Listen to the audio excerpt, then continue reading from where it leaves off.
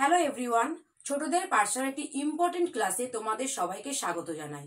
Important class এই কারণেই বললাম, তোমরা সবাই জানো সামনেই কিন্তু বার্ষিক পরীক্ষা অর্থাৎ ফাইনাল এক্সাম। আর সেই ফাইনাল এক্সামের প্রস্তুতি কিন্তু হওয়া উচিত একদম জোর কদমে। আজকের ক্লাসে আমরা দ্বিতীয় শ্রেণীর এমন কিছু প্রশ্ন উত্তর নিয়ে আলোচনা করব যেগুলো কিন্তু তোমাদের পরীক্ষায় আসবেই আসবে। তাই কিন্তু খুব ভালো করে আজকের ক্লাসটি মনোযোগ সহকারে দেখো এবং প্রশ্ন উত্তরগুলো তোমরা খুব ভালোভাবে আমার সাথে প্র্যাকটিস করে নাও, কেননা পরীক্ষার ফল কিন্তু খুব ভালোভাবেই পেতে হবে। তাই তো আমরা কিন্তু পরীক্ষার প্রশ্ন উত্তরগুলো যদি একটু আগে থেকে খুব ভালোভাবে প্রস্তুতি নিই, তাহলে আমাদের পরীক্ষার প্রশ্ন আমরা খুব ভালোভাবে বুঝতে পারবো এবং তার উত্তর লিখতে পারবো সঠিকভাবে।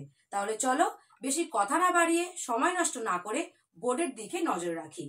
দেখো, পরীক্ষায় যেটা সব থেকে বেশি কমন আসে সেটা হলো এলোমেলো শব্দ সাজিয়ে অর্থপূর্ণ বাক্য লিখি।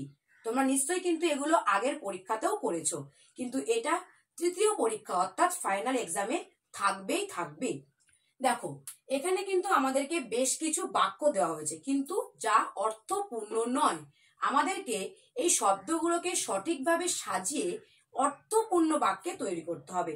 তাহলে চলো আগে আমরা বাক্যগুলোকে পড়ে নিই যে কেমন ভাবে দেওয়া আছে এবং কিভাবে আমরা সাজিয়ে একটি অর্থপূর্ণ বাক্য তৈরি করব।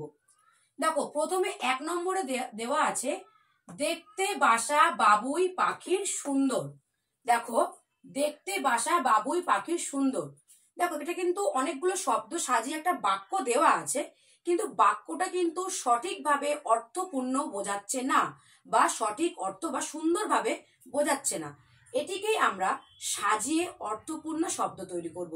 এগুলো কিন্তু তোমরা খুব ভালোভাবে নোট করো, ভালোভাবে প্র্যাকটিস করো, ভালোভাবে দেখো। এগুলো কিন্তু তোমরা পরীক্ষায় পাবেই পাবে। দেখো, সাজিয়ে লিখলে কি হবে? দেখতে বাসা বাবুই পাখির সুন্দর। সাজিয়ে লিখলে হবে বাবুই পাখির বাসা দেখতে সুন্দর। তোমরা কিন্তু আমার সাথে সাথে বলো, বাবুই পাখির বাসা দেখতে সুন্দর। বাবুই পাখির বাসা দেখতে সুন্দর। দেখো, আগেরটা কেমন ছিল? দেখতে বাসা বাবুই পাখির সুন্দর, ঠিক ছিল না, তাই তো? এবার আমরা সাজিয়ে লিখলাম কি? বাবুই পাখির বাসা দেখতে সুন্দর। এটা বেশ অর্থপূর্ণ হলো। দেখো, শুনতেও কিন্তু বেশ ভালো লাগছে। দেখো, তারপরে আছে মোরগ ভোর তার স্বরে হলে ডাকে।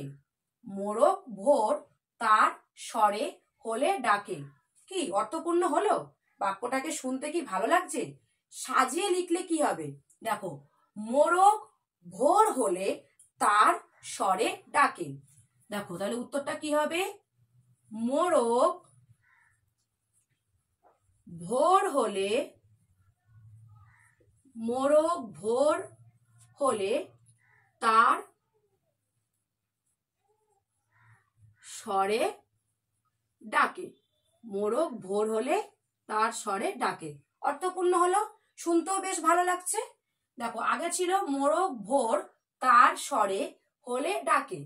আমরা সাজিয়ে লিখলাম মোরগ ভোর হলে তার স্বরে ডাকে। দেখো, 3 নম্বর আছে সবুজ টিয়া বনে শ্যামল ওড়ে। সবুজ টিয়া বনে শ্যামল ওড়ে। এটা কি হবে? সবুজ টিয়া শ্যামল বনে ওড়ে। টিয়া পাখির রং সবুজ। দেখো, তাহলে কি হবে? সবুজ টিয়া শ্যামল বনে ওড়ে।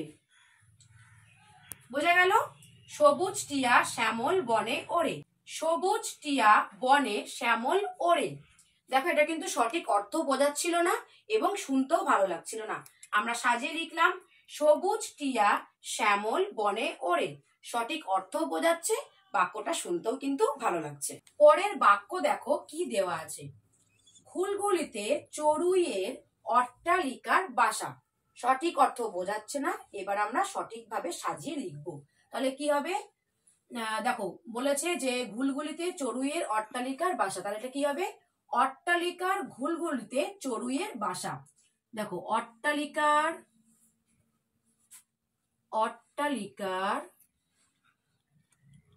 ঘুলঘুলিতে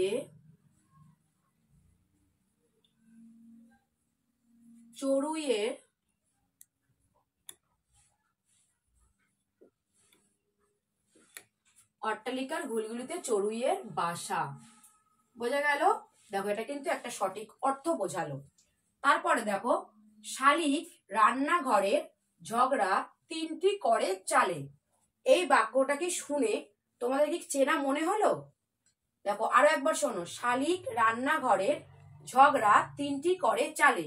এটা কিন্তু সহজ পাঠের একটি কবিতার লাইন। আমি বললেই তোমাদের একদম মনে এসে যাবে। এটি হবে, তিনটি শালিক ঝগড়া করে রান্নাঘরের চালে। তাই তো? তাহলে উত্তরটি হবে, তিনটি শালিক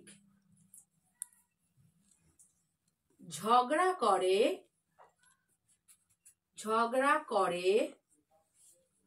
রান্নাঘরের চালে। তিনটি শালিক ঝগড়া করে রান্নাঘরের চালে, সঠিক অর্থ বোঝালো।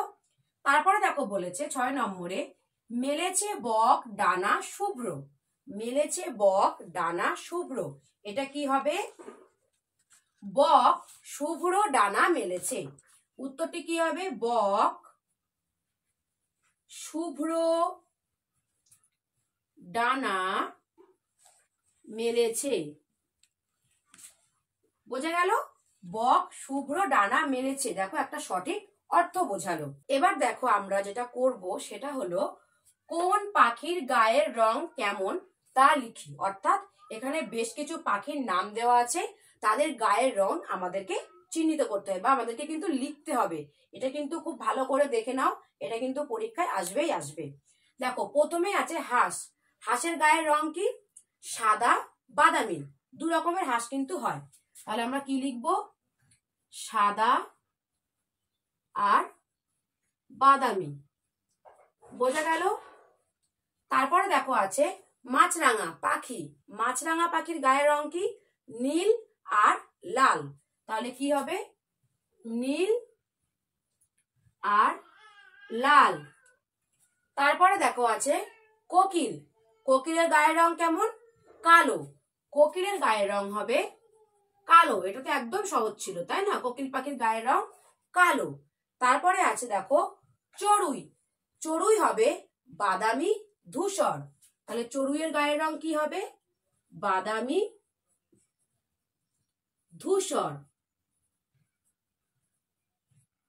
তারপরে দেখো আছে টিয়া।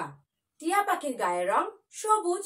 একদম সহজ, টিয়া পাখির গায়ের রং হবে সবুজ। তাহলে আরো একবার করে দেখে নাও, হাঁস সাদা বাদামি, মাছরাঙা নীল লাল, কোকিল কালো, চড়ুই বাদামি ধূসর, টিয়া সবুজ।